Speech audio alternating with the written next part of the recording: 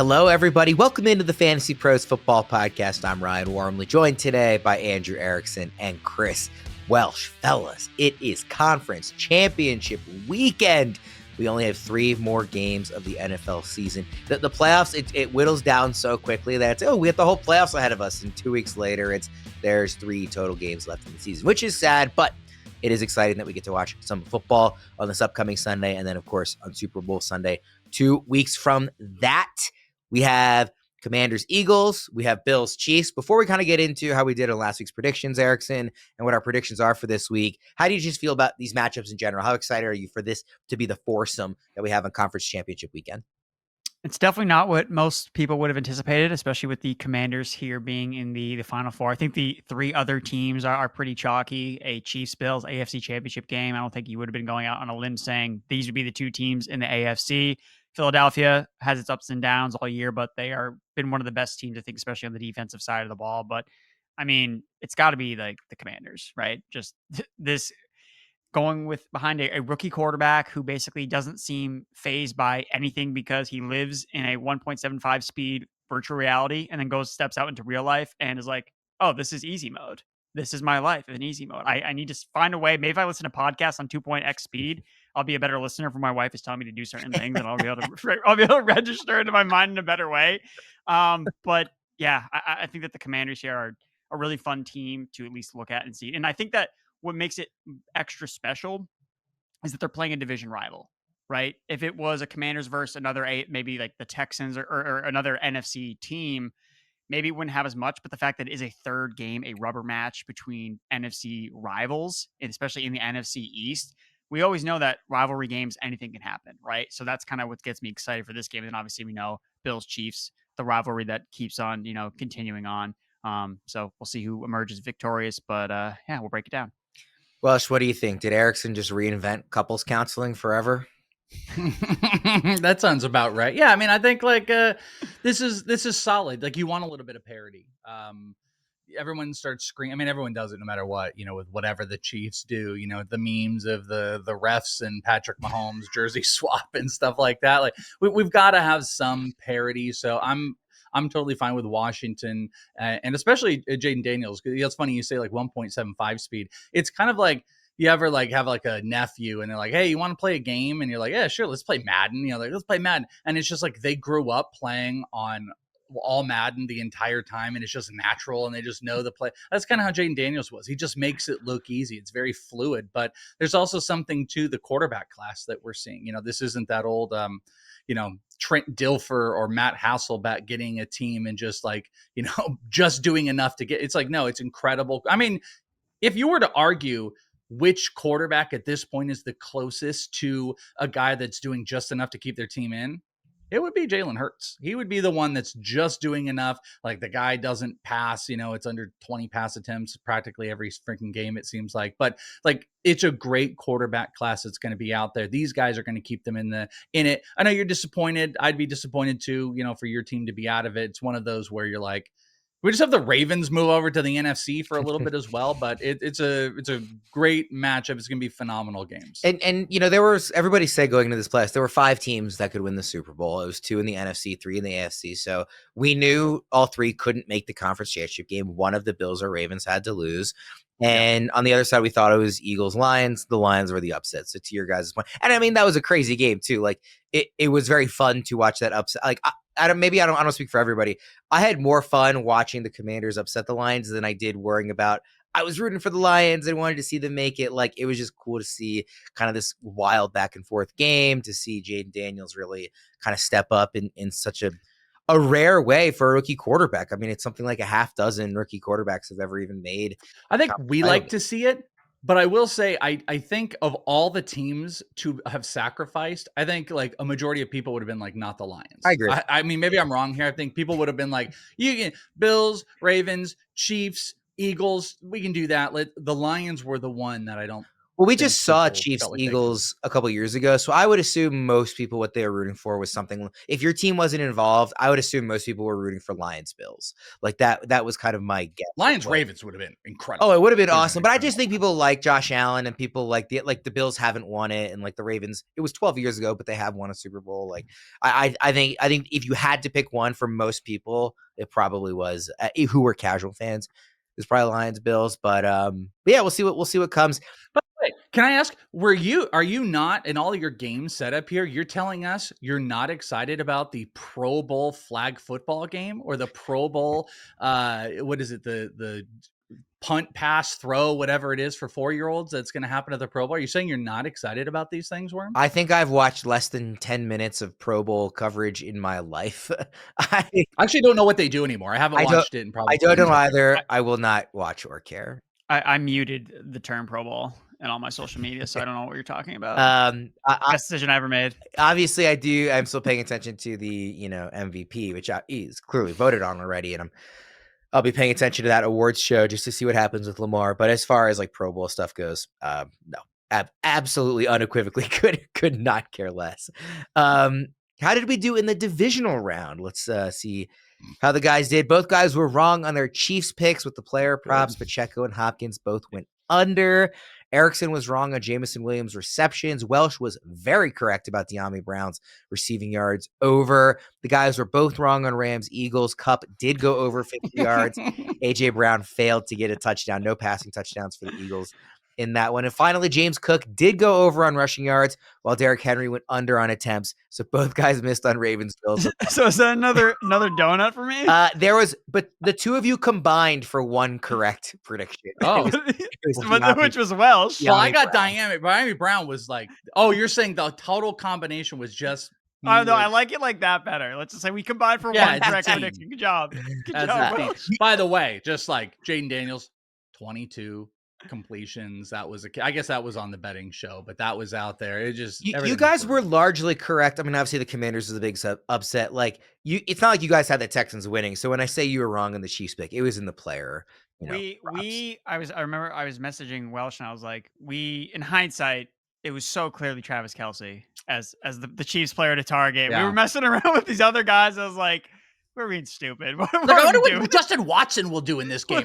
That'd be sneaky. No, it's Travis Kelce. Here? So we'll get into the picks for this week. I have made amends for my mistakes, and I am not going to overthink it this time. It really was like, obviously I was quite, distressed on Sunday night with the Ravens losing, but like in general, just like, taking any bias aside, it was an amazing like weekend of games. So like, even if we were kind of wrong on a lot of these, like wild card weekend, bit of a letdown. And just in terms of like, as from a fan perspective, but divisional round, like totally delivered. It was a really awesome quartet of games. Hopefully we get a couple of games just as strong on Sunday. We'll go chronologically. The AFC Championship is the earlier game this year. So we'll start with Bills Chiefs, even though I think that's probably the game most people are most excited for. We're going to do, because we only have 2 games here, rather than the guys giving a prediction for each game, they're going to give a prediction for each team in each game. So they'll have 4 predictions each. We'll start on the Bills side of this one.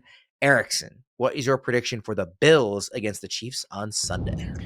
I'm going to go with Khalil Shakir is going to go over 53.5 receiving yards. Basically, when you look at the Buffalo Bills receiving room, Shakir is the only guy that has been consistent in any way, shape, or form this season.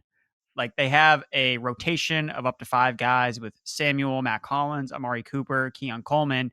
But Shakir is really that main guy that Josh Allen looks to in his time of need. We saw it this last week, 6 catches, 67 yards on 7 targets, which is a 32% target share. He was the only Bills receiver to see more than 1 target in the first half. So it's so clear when Josh Allen drops back to throw, when they're not running the ball, or either he's not running with his legs or handing it off to James Cook, it's going to Khalil Shakir. So I like the over on him this week. He's been over this number, 53 yards in 10 of 17 games this season. That's 58%. And in a game where I don't know if the Bills are going to just be able to hand the ball off a million times and run, I feel like if they're going to beat the Chiefs, they got to beat the Chiefs. Like going into a Chiefs game thinking, oh, let's keep it close. I bet we can win it in a close game.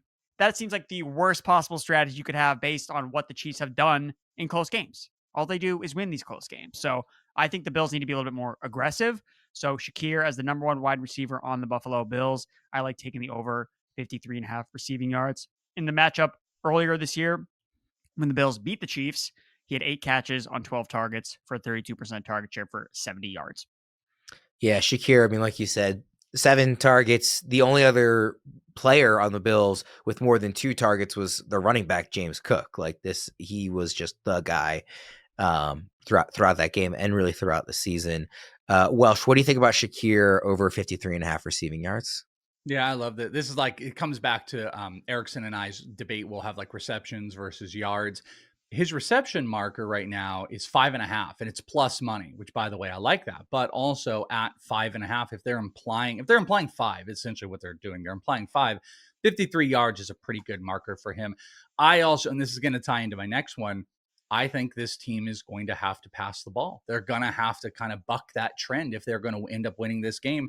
This is not a team historically, or, over longer periods of time this season, that you can really run with. So there is like a game establishment. If they have a lead, obviously they're going to lean on that. But if they are at all playing from behind, they're going to have to throw the ball. That will lead to my Josh Allen prediction here. But Khalil Shakir is going to be imperative to that. He is the guy. He is the guy that's going to be sitting around the middle. He's a safety net. So I like the yards. I like the receptions, to be honest with you, at plus money this week.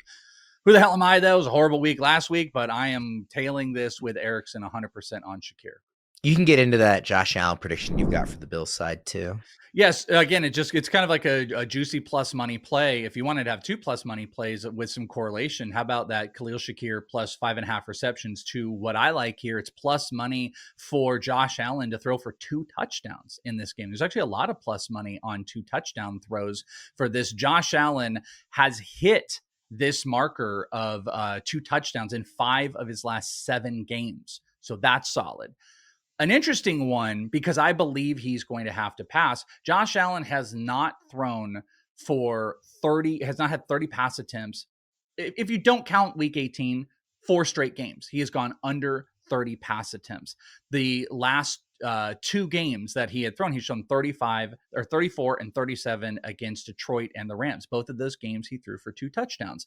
In fact, 6 of 9 games this year where he's had 30 or more pass attempts, he has thrown for 2 touchdowns or more. That is how they're going to have to end up beating the Kansas City Chiefs. Obviously, he's going to try to take it into his hands and run for Josh Allen is always in play. But two or over passing touchdowns at plus money is a play that I really like in a game that I think they're going to be playing from behind a little bit, and they're going to have to be aggressive. And I just don't think, unless they are just destroying the play clock, and it's just like 3 yards, 4 yards, and then they're just doing like the national championship game where it was like Notre Dame for like 8 minutes on the first drive. Unless they're doing stuff like that, it's going to keep it out. But I think we're going to have to see a heavy dose of Josh Allen getting the ball in the air, and I like the 2 touchdown passes. What do you think about this one, Erickson? I mean, the Bills have run the ball so well recently, even against what had been a very strong Ravens run defense just on Sunday. And also, when they get in close, they like to run with Allen at the goal line. But what do you think about this, 2 passing touchdowns for him this week?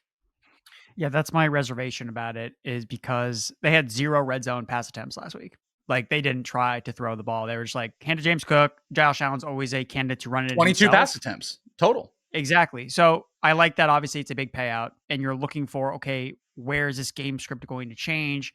And I think you also have to take a step back and think, well, they don't just have to throw the ball in the red zone. They can score outside the red zone, right? They can take some of these bigger shots with an Amari Cooper, with Keon Coleman, where it's funny when you look at these guys' receiving yards, their props, they're all so low because no one really knows which guy's going to pop off here. But I think someone is going to pop off with one of these Bills receivers, just trying to figure out, okay, where do I put where am I going to put the eggs in which basket here?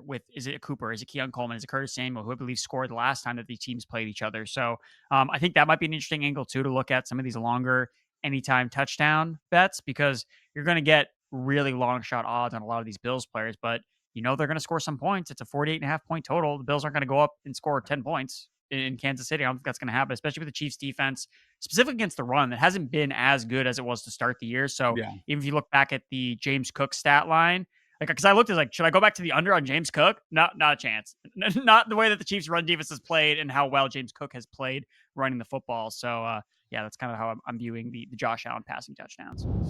We have got a special offer for you all. Unlock a month of Betting Pros Premium for free. Download the Betting Pros app today and use promo code FPFREE to start betting smarter, not harder. Betting Pros Premium gives you exclusive access to cutting-edge tools that take your betting game to the next level. Our same-game parlay tool creates winning parlays with ease. Our prop bet analyzer and Prize Picks prop bet cheat sheet uncovers the picks that provide the most value. Our betting systems allow you to create and backtest custom strategies that help you find value and maximize your bankroll. Take the guesswork out of betting. Download the Betting Pros app, use code FPFREE, and start winning today.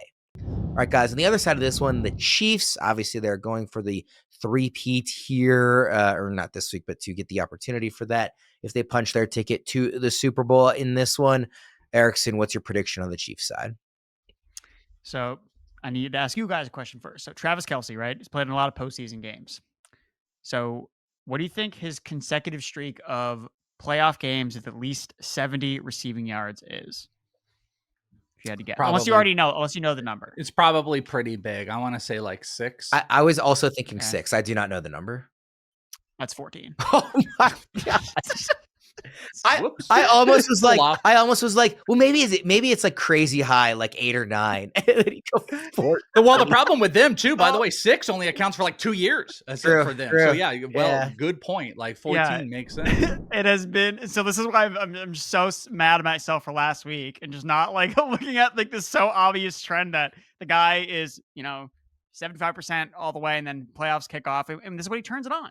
So it's funny because if you look at the prop bet cheat sheet, like, it's going to tell you got to take the under here. It's too high of a number, but it's a different guy that we're playing with here with Travis Kelce. So my prediction, he goes over 69.5 receiving yards. So hits that 70 marks his 15th postseason game in a row that he hits 70 receiving yards. So yeah, that's it for me. I'm not trying to overthink it this time with Travis Kelce.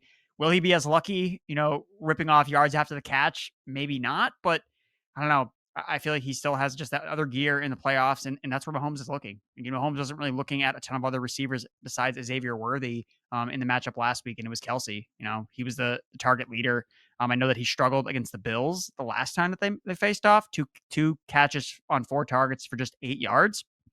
But Noah Gray had a pretty involved game there. So I do think that you could still attack this Bills defense with the tight end. You saw Isaiah Likely and Mark Andrews at least be involved. Again, not to at least what Worm would expect in terms of their actual involvement and actual on-field production, but you saw them getting targets. I don't think that the Bills are going to just totally be able to neutralize Travis Kelce. So I like taking his over 70 receiving yards. Yeah, not at all surprised to see him stepping it up in the playoffs. I think this is what we kind of were all expecting, not like not caring about the regular season, but definitely taking it easier and then saving it for January. Yeah, February 2020.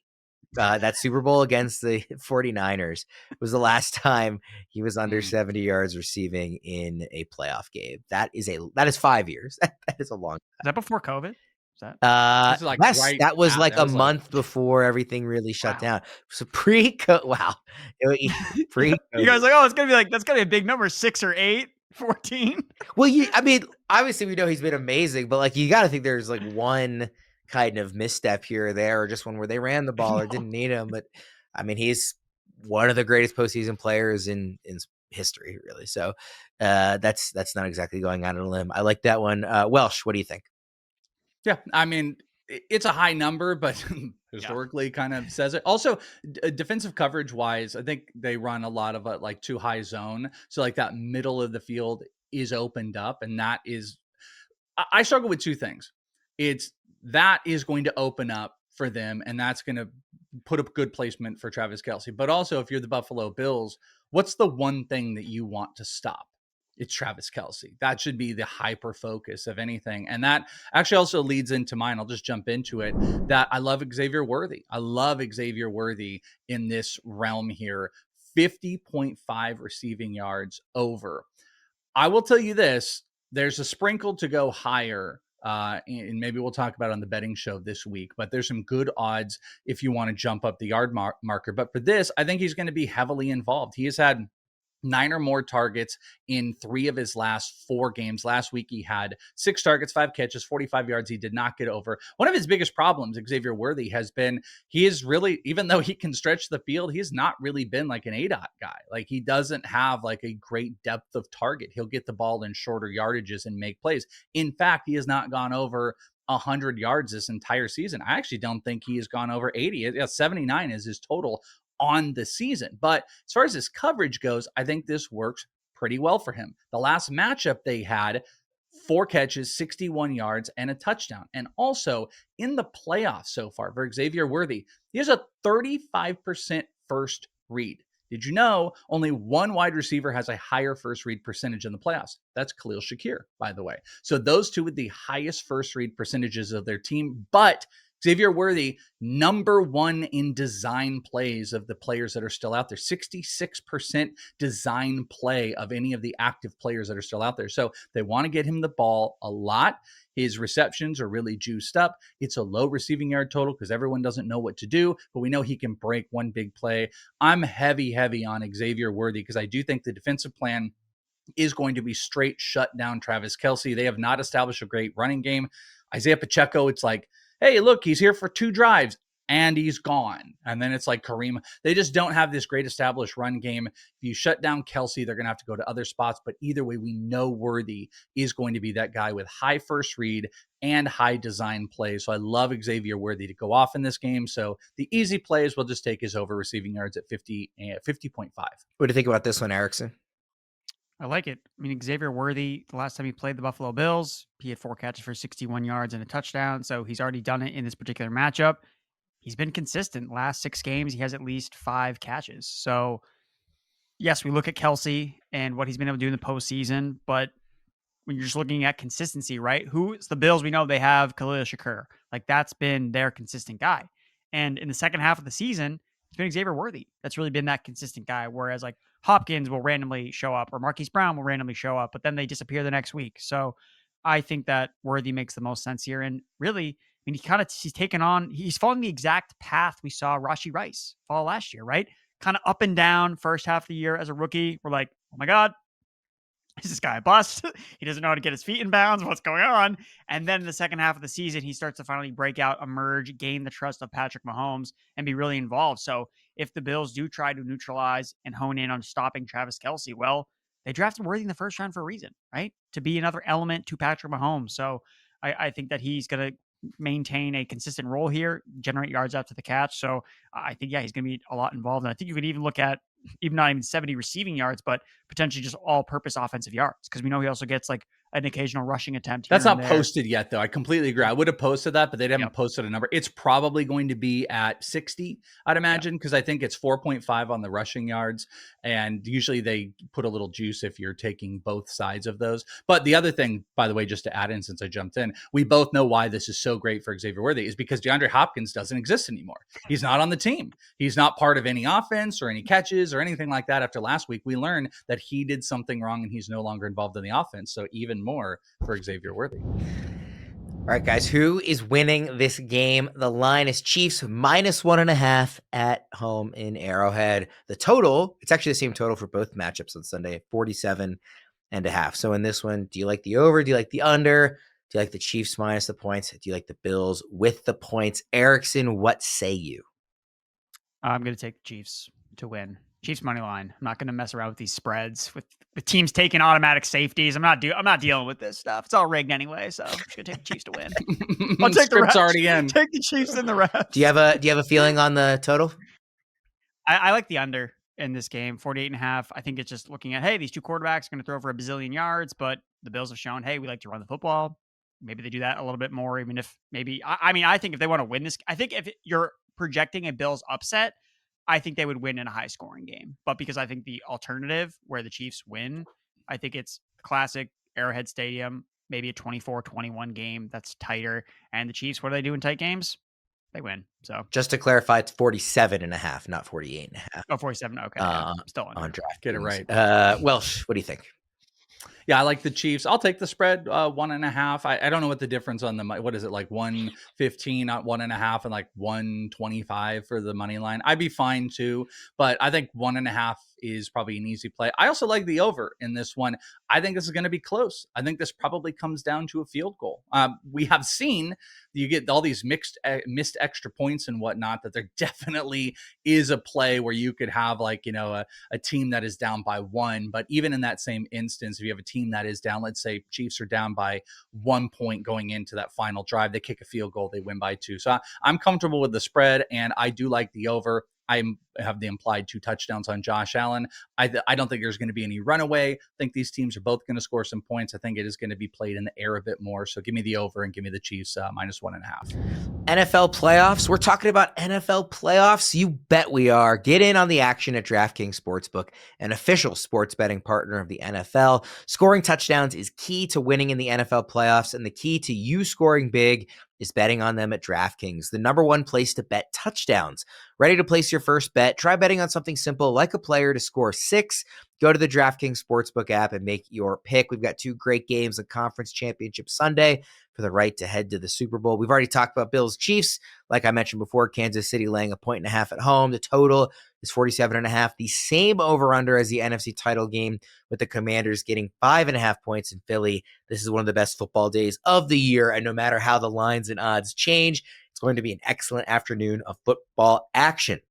Here's another reason to watch your favorite players crush it in the playoffs. New customers bet $5 to get $200 in bonus bets instantly. So score big during the NFL playoffs with DraftKings Sportsbook. Download the DraftKings Sportsbook app and use code FANTASYPROS. That's code FANTASYPROS for new customers to get $200 in bonus bets instantly when you bet just $5. Only on DraftKings Sportsbook. The crown is yours. All right, guys. Commanders, Eagles. We'll start on the Commanders side. Welsh, what's your prediction? All right, going over to the Commanders, let's go to Jayden Daniels. And I actually think there's a lot in play. Not going to do the completions again, 22.5. He ends at 22, but we know he is going to sling the ball. I'm going to go with passing yards for Jayden Daniels, going over 224. I will also throw out another one that I like is over 250 is +170. He's gone over this 224 number, though, in 5 of his last 6 games, including the Eagles. Daniels has attempted 30 or more passes in 6 straight games if you do not include that Week 18.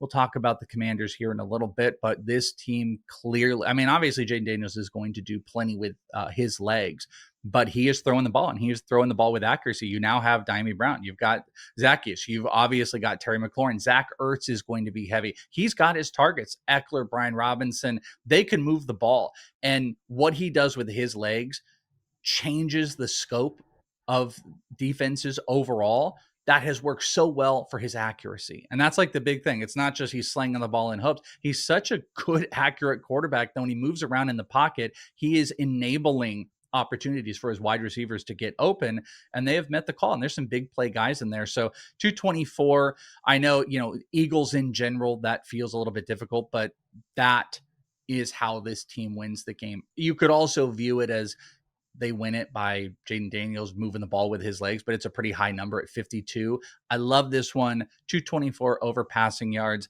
Even, like I said, maybe on the betting pro side, I'll talk about sprinkling a tiny bit more at that 250 and plus money, but we will take that low passing yard total. How do you see this one, Erickson? I like this one. One player that's consistently been beating his passing yards projection every single week has been Jayden Daniels. Last 5 full games that he's played, he surpassed his passing yards projection. So even as it always been over 224 passing yards, he's always passed for more yards than what he was expected to do. And that includes a game against the Philadelphia Eagles, where has been one of the tougher pass defenses. Only 3 quarterbacks all year have actually gone over their passing yards projection since they kind of turned the corner after their bye week. Lamar Jackson, Matthew Stafford last week, and then Jayden Daniels when he faced the Eagles earlier this season. So yeah, I see no reason why to fade away from Jayden Daniels, rookie of the year, quarterback sensation, doesn't play anything like a rookie quarterback. How much, just before getting more of the specific predictions, how much for you guys are you weighing the previous 2 matchups? Because obviously, as you've kind of alluded to, this isn't just, sometimes you see a rematch later in the playoffs, but these are divisional opponents that know each other well, that played twice this year already. How much weight do you give to the stats you saw in those games when trying to make predictions for this week? Well, I'm picking the Eagles to win. Spoiler. So that goes into my consideration where, yes, Daniels has looked fantastic. these last two playoff games, he's faced the Tampa Bay Buccaneers and the Detroit Lions after they lost their one good cornerback in the beginning of the game, Amik Robinson, who got hurt after he played a really great game the week before. So, yeah, I think it does matter, and especially because it's really going from one end of the spectrum to the other. Like the Buccaneers and Lions defenses were bottom of the league, like outside the top 30. And now you're going up to the Eagles, which is not just top 5, but number 1 overall in terms of just total pass defense. So that being said, Daniels has done it already against the Eagles defense, and Quinyon Mitchell's also dealing with an injury. So it remains to be seen whether he's going to play, but he would obviously be a significant loss as a cornerback for their pass defense. Yeah, I think like the matchups, they're important because it does show what they've done against that defense. But obviously things have changed. Aggression has changed in the playoffs. Part of my problem is that, like, I think one of the biggest glaring holes of really any team that you look at in the playoffs right now is literally the Eagles' pass offense. Like, Saquon Barkley is going to get it done. Like, they're going to feed him the rock. You probably would benefit from screen passes. Again, they threw it to him 4 times. I don't know why the Eagles, I mean, I know why they didn't need to. Guy rushed for 2,000 yards, but they don't really throw to him a bunch. I think you have a lot of short line stuff because there is something in that pass offense that A.J. Brown has been telling us it just doesn't work like that. So that's the most glaring hole with it. So you say, like, what's the importance of pass matchups? I think they give us a baseline, but I think the recency is probably something that I'm hyper focused on. And I think the Eagles are going to score some points. They're going to do it on the ground. But at the same time, the Commanders have kept pace. And that's like the most important thing to me is they have kept pace in games a lot. And the passing game is going to be a big, huge focal point for it. So I'm not sure I can give a full answer. Like, I think it's important, but it also isn't like the be all end all if, the Eagles were on some big, crazy tear, which I really don't think they are. Erickson, what's your prediction for this one? I'm going with Brian Robinson's going to rush for over 35.5 rushing yards.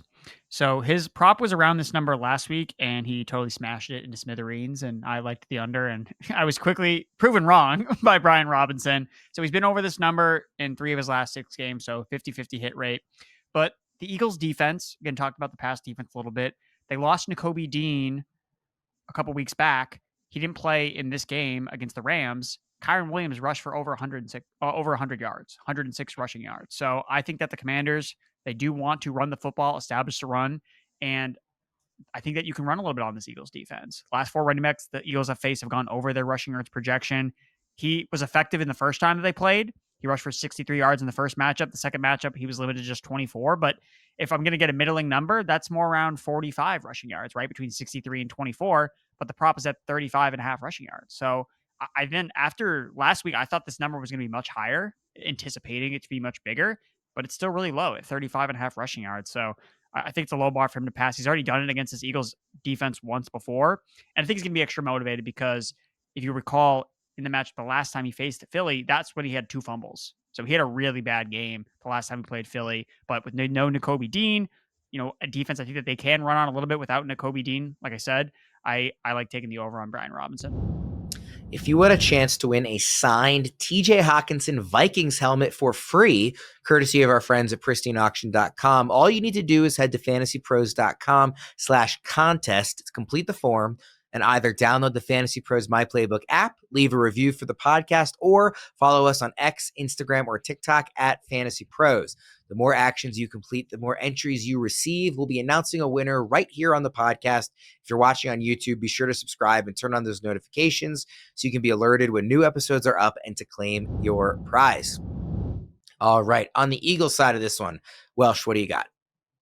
All right, I think the biggest struggle with Jalen Hurts has been the passing game, so they are going to run, but you're going to see plenty of opportunities where he is going to drop back and then he's going to take the ball and run it himself.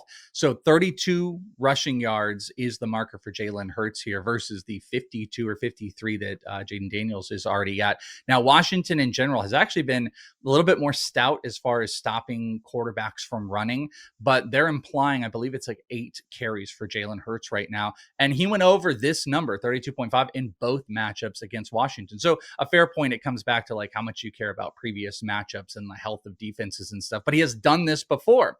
Jalen Hurts also has had a longest rush. I thought this was interesting. He's had a longest rush of 22 or more yards in 4 of his last 5 games. So just throwing this out to you as well, his longest rush prop, if you're looking at that market, is 11.5 right now. Since week 5, he has only one. Oh, I'm looking at it. Oh, yeah. Since week 5, he has only one game passing more than 30 times a game. I saw my passing marker and I got confused, but that was one of my selling points. He is not throwing the ball since week 5, only over 30 passes once. He is running. He is running the ball. He has not had massive confidence in first read stuff. The AJ Brown thing hasn't worked. Dallas Goedert has really looked well in the playoffs. He kind of gets a big play every single game, but he's going to take this down. He's going to run it. I probably should look at what the pass attempts are because I want to go on the under.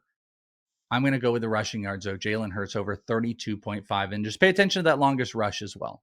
What do you think, Erickson? Welsh, the passing attempts is 24.5, which he has hit in. Is it really 24.5? In 2 of his last 10 games. That was actually, I was thinking about making that my prediction, actually. What, throw for under 24.5 passing attempts. It's only moved 1 from last week. It was at 25.5. But so my only reservation with this one, I'm afraid of this knee injury with Jalen Hurts. He's not. He hasn't been. I mean, he didn't run nearly as much after he got his knee banged. I mean, he had the 44 rushing yard touchdown to start the game, and then I didn't feel like we didn't see him run as much. He didn't seem like he was very mobile. So that's my only concern is, I mean, so you're not concerned about the knee injury at all?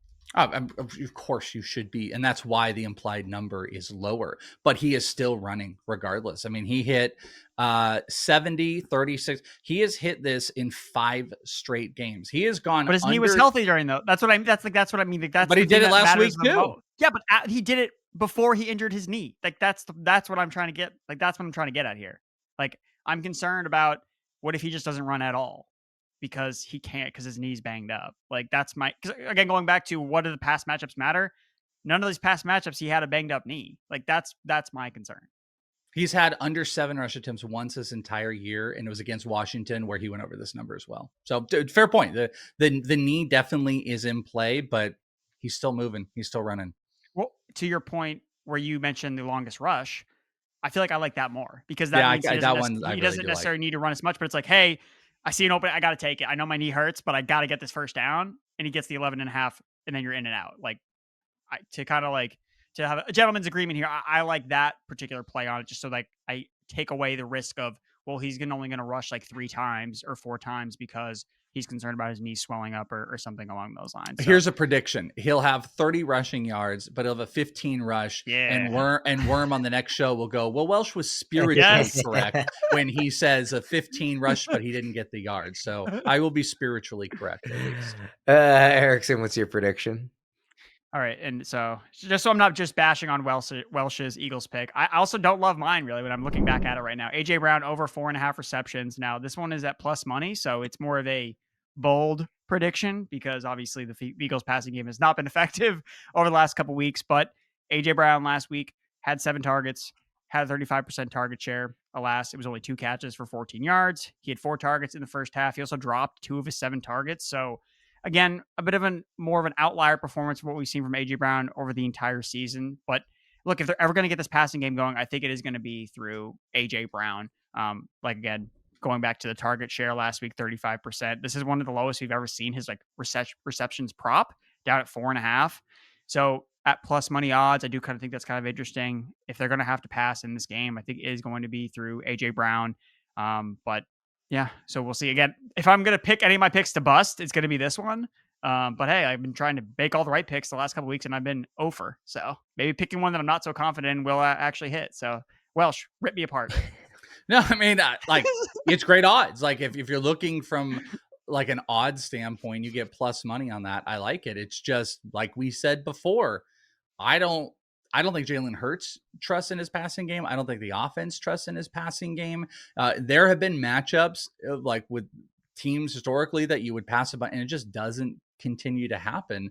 But I mean, we're on conflicting sides. The other thing I want to point out, we go back to my Jalen Hurts. If I remember correctly, didn't the first play off of him, like with the knee injury, didn't he run for a first down? Wasn't it like 11 or 12 yards, like on one of the first plays coming off of that injury? No, he did. Rush. Yeah. No, with the 12 yards rush. Yeah. If I were looking for great odds, Eagles bet, and I think the Eagles are going to play really well in this game, that would be one of my favorites. Why wouldn't it be? Saquon Barkley, if I remember correctly, looking yesterday, 130 rushing yards is the rushing yard prop. Like you don't mess with that type of stuff. It's like 21 or 22 carries. You're not messing with that stuff, and you want to be involved in Saquon. You can't do any of that stuff. So if I think the Eagles are going to be successful in this game, it is going to be them getting the ball to AJ Brown, probably screen passing to AJ Brown a couple times, let him do some stuff in some open field. So that's why I think this one would be successful. I'm not as much on the Eagles, and I'm super bearish on their passing game in general, but I still think this can hit, and Jalen Hurts could go under his pass attempt. So I don't think this is like a horrible one at all. Like that's a receiver I would want to bet on. I can't believe that Saquon Barkley's rushing prop is 130. It's 130. Is it still? It was 130 yards when I looked at it. I was like, oh, I wonder if this will be fun. And when we're talking about this, I'm thinking about last week when we didn't learn our lesson about Travis. Like, should we just be taking the over? I was just about to say, like, yes, if I was like forced to pick a side, I would pick the over on that. What would the alt 200 be? I want to see what the alt line for the rush for 200 yards again. You can get 3-1 that he's going to go for 200 yards. I mean, that's ridiculous. On AJ Brown, just to note, he has not hit the over on 4.5 receptions since week 16. That was against the Commanders. So yeah, and he also got like 18 targets from Kenny Pickett, and I think that he almost like I'm honestly afraid that he could get more pass interferences than catches in this game if Lattimore is on him, because Lattimore like was flagging him left and right back in week 16. So that's the next big bet, by the way, for the markets. They need to go receptions plus PIs and just be like, 6.5, just add 2 on each. That's the next big, that might be like a prize pick. We should normalize defensive pass interference calls as fantasy points. You should get a point, right? I've always like should it be like you get half the points, or I think half a point. I think you should get something, right? If you get held on what could be a 70-yard touchdown, I got like you did all your job, man. Like it's not your fault that the guy drew the flag. Like but I mean like if it's based on if you did your job, like if a quarterback throws a perfect pass and it's dropped, does he get half the passing yards that he should have gotten? Like he did his job. Are you turning into like air yards? Or you just want instead of normal yards? What do you think should be worth more points in fantasy? I caught this pass behind line of scrimmage for -5 yards, or I drew a 70-yard pass interference call. I mean, one of those is worth way more points, or is actually scores fantasy points, and one of them doesn't. Like I agree, but like coming back to it, aren't you kind of saying like, okay, let's just put air yards as the yard marker in fantasy instead of actual receiving yards? Well, no, because if you drop a ball, you don't get points for it. Yeah, I'm just saying just on flags, because like you could have caught it, but did the PI stuff count for air yards? Yes, I think it does. Yeah, but it depends on. I know some systems. It depends on if you filter penalties or not penalties. Same thing with targets. Like some systems don't account for targets. I do think it's a slippery slope to be like you did everything right, because like I mean, even a receiver, like if you break off a really clean route and the quarterback looks the other direction, the receiver did everything right. Like, yeah, that sucks. I know, but I'm saying I think it comes into like. It's like a betting market just being like 6.5 receptions plus PI. Like that's how for fantasy, I don't know. You would have to figure something out. I think betting it's actually like it's the other thing too is like sometimes they call pass interference and I'm like, I don't think that guy was going to catch that ball anyway. Like I know they specifically have a rule where if they deem it to be uncatchable, they don't, you're not supposed to call it, but like sometimes they call it and I find myself thinking, I'm really confident he wasn't going to catch that. So he wasn't going to get those points anyway. So I think it's too much of a gray area. That'd be the fun thing. That'd be fun. I like the idea. And you know what, Erickson, if you want to commission a league like that, I will join it. You only get points for penalties, actually. The penalties only. That actually would be super fun. All right, who's winning this game? The line has actually moved. Earlier I mentioned 5.5. It's 6 on DraftKings. Eagles, of course, laying the 6 at home. And I believe the total has not moved. It's still, like I said before, the same as the other matchup, 47.5. Welsh, what side do you like on those? I am going to play Washington money line. So obviously, like my spiritual play is +6 for Washington, but I would go straight on to Washington. Listen, Eagles can be a dominant team. Jalen Hurts just hasn't seemed right. I think you could definitely, in playoff football, what are 2 things that win? A run game, an established run game, and a defense. And they absolutely have that. They have that to the fullest degree. but they just don't have that passing game. And I'm worried that's going to hold them back with a team like Washington that has been hyper aggressive. They're going to leave it all out on the field. Jayden Daniels, I really do think is a special quarterback. And I think this guy is going to show out again. You're not going to see that crazy bad rookie play. You're going to see Zach Ertz heavily involved in this. I do worry about them kind of defensively. So your safer play would obviously be, playing like Washington on a teaser or just straight up +6. But I'm going to just go out here for our predictions and say Washington is going to move on. Big plus money here against an Eagles team that I'll shut up if Jalen Hurts throws for 300 yards and everything like that. Won't be shocked when they play really well and that run game and defense gets them there because, again, we talked about those Trent Dilfer, Matt Hasselbeck type teams that you just need a quarterback to do just enough for the rest to work. That definitely can be in play for this team, but I think Washington is on a hot streak right now, and I'm going to bet on Jayden Daniels. Plus 230, I believe, is the line on DraftKings for Commanders money line. Erickson, how are you approaching this one from the team perspective? You see that? Caw-caw! Flap my wings, baby. Fly, Eagles, fly. I'm taking the Eagles. I'm taking the guy that has a 131-yard rushing prop to be unstoppable. It moved up. It went up. It's crazy. He's going to run all over. The Commanders cannot stop. I mean, if Jahmyr Gibbs had gotten 10 more carries, he would have rushed for... Did he rush for 200 yards? I don't know. He was way up there. They can't stop the run. So I get that Hurts is concerning, and that's kind of like the headline. So why is the line moving in favor of the Eagles? Because it's been a problem all year long, the Eagles passing game. But here's the thing. It hasn't mattered because their defense is elite and their rushing game is unstoppable. In my opinion, we have a season with Saquon Barkley. Yes, a special Jayden Daniels season has been as a rookie quarterback. Tremendous. What Saquon Barkley is doing at the running back position is, I don't even know what the right adjective is to describe it, because we're not even talking about Derrick Henry when he rushed for 2,000 yards overall when you include the postseason. We're not even talking about Jamar Chase. He had the triple crown, and he's going to get 0 offensive player of the year votes because of Saquon Barkley. Like, he is truly breaking the game at the running back position, which in 2025, I don't think anybody really could have projected. Do you agree with that, by the way, like that it should be such a... I kind of think Jamar Chase should get...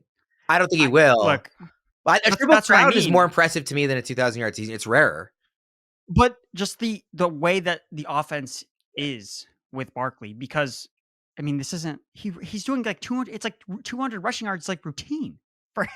It's 131 rushing yard prop. To be clear, I would vote for Saquon to win Offensive Player of the Year. I just feel like I want to give credit to Jamar. I do too, but I think back at it, I'm like, if I was a voter, I would vote for Saquon. And I think everyone else has come like, how can we not give Chase any credit for what he did, or Derrick Henry any credit, because Saquon is doing what he is doing at such an extreme level that, I mean, this is one of the greatest running back seasons we've ever seen, ever.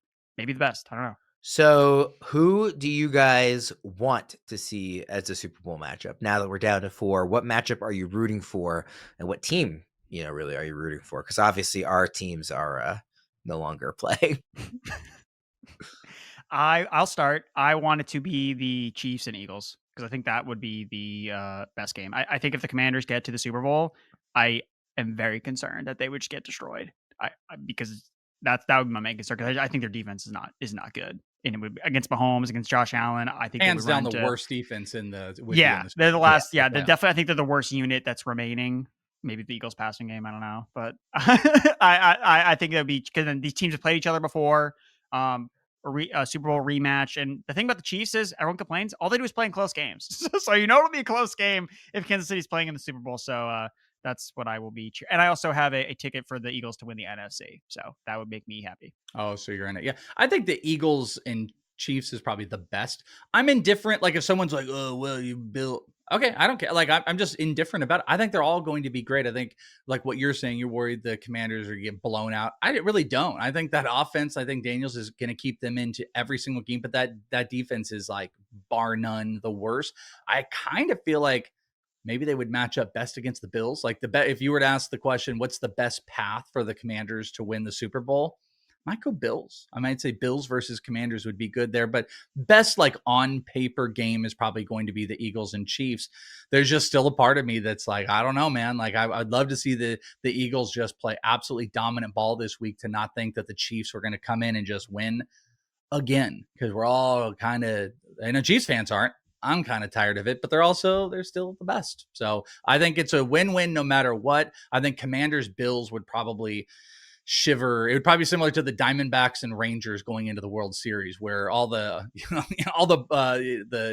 commissioners and everything are like, ooh, like that's not great. I'm not sure the Commanders and Bills would be their most favorite matchup from a selling and marketing standpoint.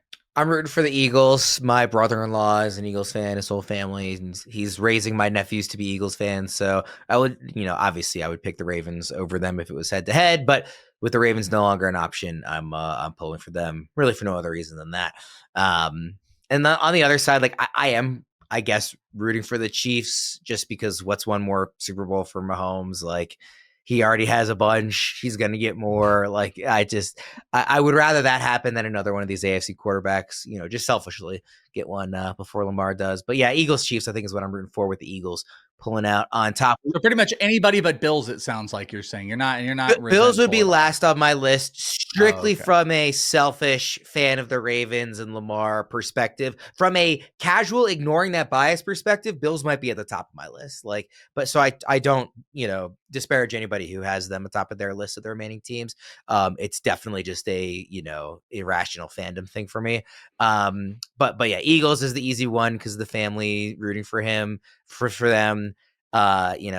Chiefs. I don't want the Chiefs to win, but I guess I want them to make the Super Bowl and then lose to whoever they're facing. So we'll see how it plays out. I love Championship Sunday. I just seeing teams punch their ticket to the Super Bowl is almost more kind of cool and validating than seeing them in the Super Bowl, at least in my experience. So yeah, really excited for Sunday. Going to be some fun games for Welsh and Erickson. I'm Ryan Wormeli. Thanks everybody for tuning in. We'll be back in a couple of weeks for our prediction show for the Super Bowl. We'll see you then.